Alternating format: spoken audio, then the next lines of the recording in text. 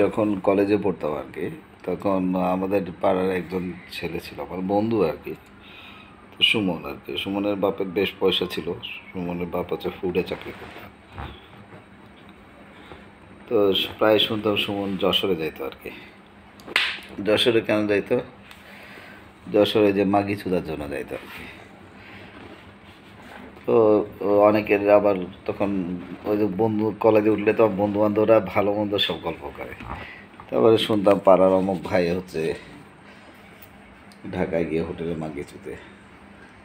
তারপরে হচ্ছে আবার শুনলাম হচ্ছে কেউ কেউ তখন গোয়ালন্দ ঘাটে যায় একবার। তো একবার আমরা হচ্ছে আমাদের শঙ্করদার বিয়েতে গেলাম। শঙ্করদার বিয়ে করলো হচ্ছে গোপালগঞ্জে আর কি।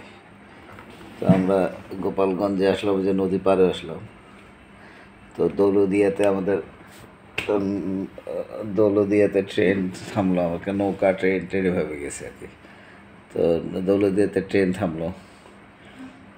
তো ওইখানে তারপর দেখলাম যে আমাদের অনেক সিনিয়র ভাইরা হচ্ছে ট্রেনে নাই। তো ওইখানে 1-1.5 ঘন্টা পরে সবগুলো আসছে। ওই দৌলদিয়া যে ঘাটে ছিল ওখানে আমাদের অনেক সিনিয়র ভাইরা মাগি চুরতে গেছে। তো এখন আর ধরেন অনেকের কাছে শুনি আর কি। তো তারা হচ্ছে এখন আর মাগি চুদার জন্য আর কি মাগি পাড়ায় যায় না আর কি, নারায়ণগঞ্জে যায় না, টাঙ্গাইলে যায় না, যশোরেও যায় না। কারণ হচ্ছে মাগিরা তো আপনার পাশের ফ্ল্যাটে বসবাস করে আর কি। তো অনেক বিল্ডিং আছে, বা আপনার এলাকায় দেখবেন যে 10টা বিল্ডিংয়ের মধ্যে 2টা বিল্ডিংয়ে দেখবেন এখনও যারা দেহ ব্যবসা করে প্রতি তারা এসে ভাড়া নেয় আর কি। তো হচ্ছে, তো দেখবেন আপনি যখন বাসা থেকে বেরিয়ে আসবেন তখন দেখবেন যে আপনার বাসার দারোয়ানের কাছে এসে 1-2টা ছেলে দাঁড়ায় উপরে যাওয়ার জন্য। তো হচ্ছে দারোয়ান আটকায় যে ফোন করে যান। তো এখন যারা ফোন দেয় তার তো ফোন, সে তো ফোন বন্ধ রাখে, কারণ ওই মাগি তো ফোন বন্ধ করে রাখে। মাগি তো ধরা খেতে চায় না। যদি দারোয়ানরা যাতে জানে তারা তো এলাকার লোকরা গণহারে চুটবে আর কি। তো প্রায় বিল্ডিংয়ে এখন প্রায় দেখবেন 10টা বিল্ডিংয়ের মধ্যে 3টা বিল্ডিংয়েই এখন হচ্ছে মাগিরা বসবাস করে আর কি।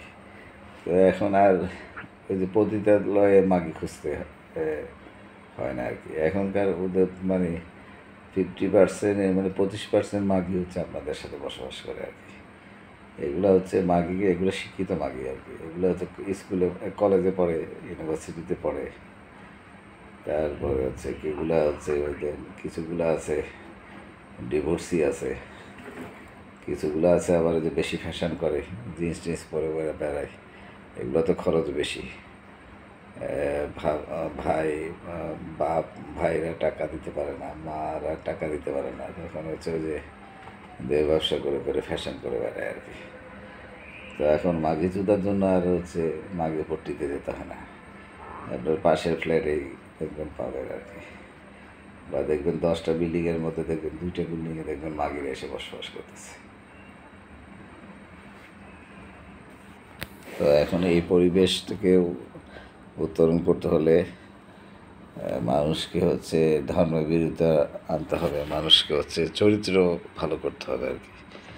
এত জেনা করে, ওই দিন আমি দেখলাম আর কি, এক হাদিসে দেখলো যে আপনি যদি জেনা করেন, এই জেনার ফল হচ্ছে আপনার ছেলে মেয়েদের উপর পড়তে হবে আর কি। তো হচ্ছে আপনি মনে করছেন যে আপনি কোনো কোনো লোক বলে আমি তো জীবনে কোনো ভালো খারাপ কাজ করি নাই, আমার মেয়েরে কেন এরা ধর্ষণ করলো? আরে আপনি তো একসময় লুচ্চা ছিলেন, আপনার জেনা করছেন, আরেকজনের বউরে চুষছেন, তারপরে বিবাহ বহির্ভূত সম্পর্ক করছেন, খালি চুদাচুদি করে লুচ্চামি করছেন আর কি কলেজে, তারপরে ইউনিভার্সিটি থাকা অবস্থায়, তারপর ব্যাচেলর থাকার অবস্থায় লুচ্চামি করছে, যখন বিয়ে করছেন আপনার মেয়ে হয়েছে। তো আপনার ওই যে ওটা তো সৃষ্টিকর্তা তো জাজমেন্ট করে। তো আপনি যেরকম করছেন এরকম আপনার মেয়ের আরেকজন এসে চুদে দিয়ে চলে গেছে। তো বুঝতে পারছেন? তো চুদার জন্য এখন আর মাগি পাড়ায় যেতে হয় না আর কি, আপনার পাশের ফ্ল্যাটে পাবেন।